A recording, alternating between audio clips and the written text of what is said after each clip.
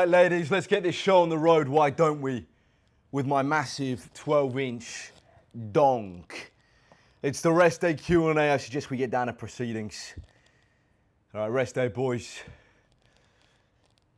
Lower back still hurts, but it's improved a lot. It's improved a lot. That's the most important thing. And I know a guy. I don't know if you know who he is. I don't know if you guys know this guy, but I know a guy by the name of Jesus Christ. And he has pretty incredible ways of working.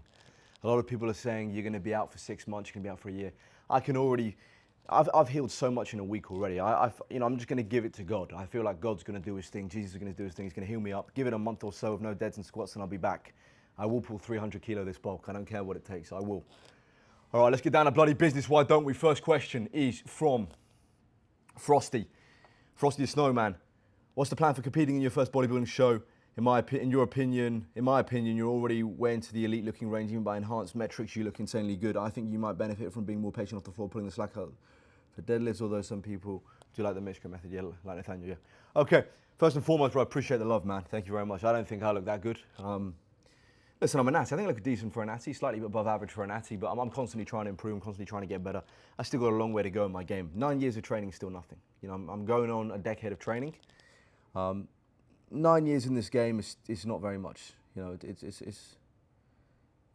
it's still nothing in my opinion. So my plan is to do a nice long bulk, at least till the end of the year, maybe longer, put on some serious mass. And this is probably going to be my last crazy bulk ever. After this, I'll just do like mini bulks and mini cuts.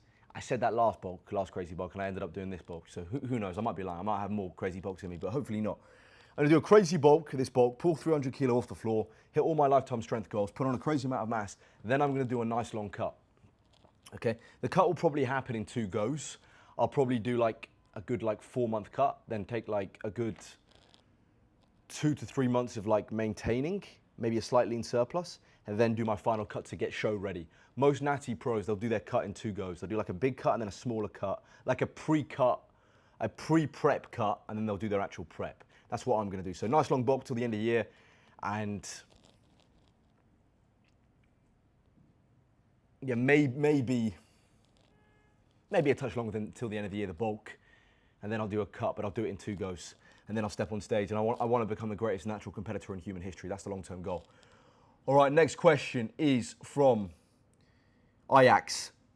I've been training 14 years, 4 to 5 days a week, no missed days. I love the gym, I love lifting weights and every aspect of meal prep, getting lean. Do you consider the gym your identity? And if it was taken away from you, and you got badly injured, you couldn't get back to where you have been in the past strength physique-wise, or just couldn't train, do you think you'd find a way that same love for the gym somewhere else to fill that void? I've often thought of this. So this actually happened to me in the form of football. My dream was to be a footballer. My whole life, my whole childhood, since the age of 5 years old, I wanted to be a professional footballer. I wanted to play for Liverpool Football Club. My dad's been a Liverpool fan for 50 years. I grew up idolising Steven Gerrard. He was my hero. All I wanted to be was Steven Gerrard. Every time he changed boots, I would change boots. I had the Adidas Predators. I was the biggest Stevie G fan. I played to a decent standard of football, like academy level. But I wasn't good enough in the end to become a professional footballer. And I trained my whole life to be a footballer. At the age of 18, I knew I wasn't going to make it. And there was like a 3-month period when I finished the gym.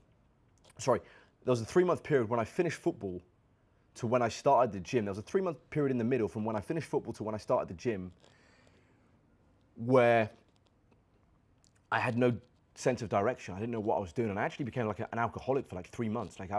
This was when I just started uni, and I was an alcoholic. I was like going out all the time and clubbing, and I was a degenerate for like 3 months. The only 3 months of my life I've been a degenerate was the 3 months where I had no direction, no goal, no vision. I was lost. I was depressed that I didn't make it as a footballer.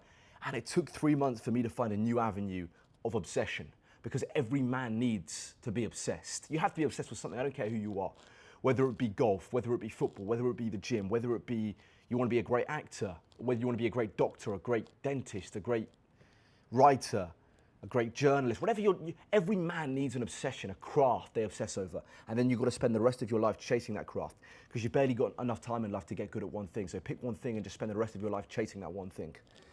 A lot of people waste their lives jumping from one thing to another and another without actually making any progress in one given thing, because they don't commit to it for a long enough period of time, and they go from one thing to another without actually getting good at anything. So pick one thing and commit the rest of your life to it.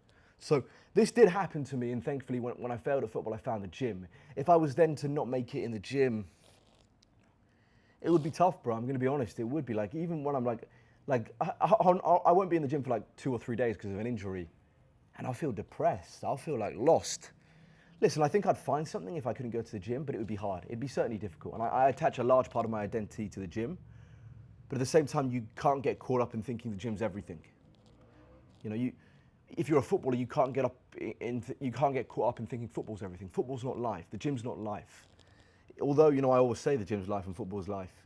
It isn't. There are other things out there. So be obsessed with something, but don't get so obsessed to the point where your entire happiness depends purely on the gym or on football or on whatever you're chasing, because that can lead to a very unhappy life. There are other things than just what you're chasing. But yeah, it would be tough, bro. It would be tough. All right, next question from Zero Philosopher. This guy used to go to my gym and he got kicked out by staff for asking everyone where he could get roids. That's true, man. I got caught, man. I got caught getting tren. I got caught getting growth, Anavar. What else did I get caught for? Yeah, I think the police arrested me and I got like a 7-month sentence in prison. So thankfully I'm out, fresh out of prison. We're back, baby. Let's go. All right, next question is from the Big Bear. How do you get forearms like that? I don't even think my forearms are that good, to be honest, bro. To be completely honest, I don't even think my forearms are that good. This isn't the greatest lighting, but I don't even think my forearms are that good. Ultimately, if you want big forearms, bro, don't train forearms. I've never trained forearms one day in my life. Just train your arms really hard, because obviously, whenever you train your arms, your forearms are going to get a crazy pump, and that's going to cause them to grow. And also train every other muscle group really, really hard, because your forearms are working as a secondary muscle pretty much on every exercise. Your forearms are constantly getting stimulation. Even on something like a squat, your forearms are getting isometric stimulation. Your forearms are working pretty much on every exercise. So if you train every other muscle hard, and you grow your chest, your back, your legs, your arms, your shoulders, then it's going to be impossible your forearms don't grow. So just train every other muscle hard, bro. Next question from Power Builder. One of the main points of longevity in the gym is listening to your body at all times. Adjust your training accordingly to how you feel. If something causes you grief, why bother? Swap it. The best alternatives and go again when you're fresh. Recovery is more important than training. 100% agree, bro. And something that that I'm learning to master every time is listening to my body. I didn't do that in the past, but because of this injury, it's changed my philosophy on how to recover. And I have to start listening to my body. This Ronnie Coleman mentality of push through the pain is something that I'm going to leave in the past. I have to start listening to my body. Next question from Kems. Gattuso collaboration went. So me and Gattuso are doing a 2-man. And I think maybe Johnny Sins is going to join in too. So yeah, I'll let you know the date. Next question from Cheese Fungi. The fact you're finding ways to work hard regardless is way more valuable than 1 rep loss on the press, bro. Respect. Yeah, exactly, bro. I talked about this on my push day. Do what you can, boys. If you get injured, work around that injury, okay? Just because you're injured isn't a good enough reason not to do anything at all. A lot of people pick up an injury and they think, okay, now I'm not going to train at all. Now I'm not going to stick to my nutrition. Don't focus on what you can't do. Focus on what you can do. Okay, you can't deadlift and squat. I'll go in the gym and I'll still train push hard. I'll go in the gym and still do a leg press. I'll go in the gym and I'll still do what I can to the best of my ability.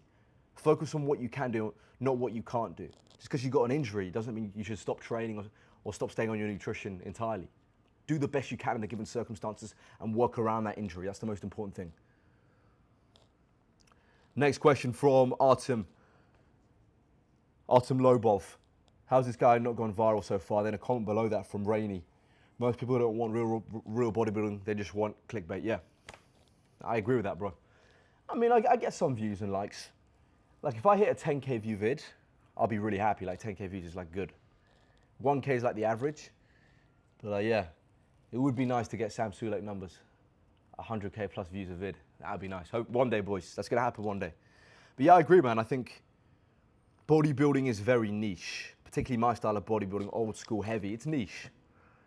People want what's fancy, what's easy, what's flashy. That's why people love run clubs. That's why people love CrossFit. That's why people love High Rocks, because it's fancy, it's flashy, it's nice, it's marketable. People don't like old school dungeon type bodybuilding in the sewers and the gutters. They don't like that. Next question from Hubie. Wish you a speedy recovery, bro. Sometimes you just got to listen to your body and learn from it, and it gives you a chance to change your training. And with the bodybuilding approach, you might be able to grow more and learn. So, exactly, bro. I appreciate the love, bro. Got to listen to my body, like I said. And yeah, I'm going to be training more like a bodybuilder now for the next couple months. So if anything, my physique might even improve a little bit more than when I was doing more of the power bodybuilding approach. now that I'm focusing more on just like, particularly like my pull day that I did yesterday, where I went in there, now because I'm not deadlifting, I can do another row. I can do another bodybuilding movement instead of a powerlifting movement. So if anything, I'm gonna get more overall growth from an aesthetic standpoint. Next question from Spanian. Final question from Spanian, last question. I'll do whatever it takes and go to any extreme possible, won't take gear. I'll go to any natty extreme possible. I was put on this earth by God to master the natty way, to push the natty game forward, to protect the natty republic at all costs. I'll go to any natty extreme possible.